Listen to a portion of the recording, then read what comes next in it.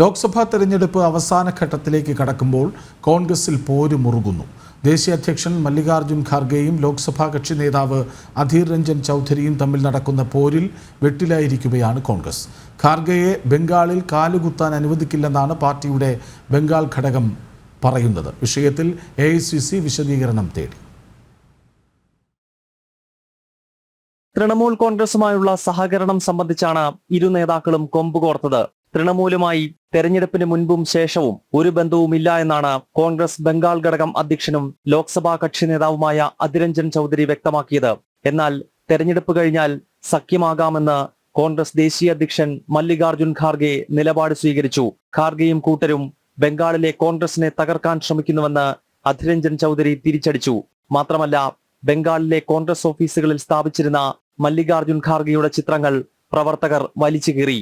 ഇതോടെ വിഷയത്തിൽ ദേശീയ നേതൃത്വം ഇടപെടുകയും ബംഗാൾ ഘടകത്തോട് വിശദീകരണം ആവശ്യപ്പെടുകയും ചെയ്തു. ബംഗാളിൽ തെരഞ്ഞെടുപ്പ് പ്രചരണത്തിനായി എത്തിയാൽ മല്ലികാർജ്ജുൻ ഖാർഗെയെ കാലുകുത്താൻ അനുവദിക്കില്ലെന്നാണ് ബംഗാളിലെ കോൺഗ്രസ് നേതാക്കൾ പറയുന്നത്.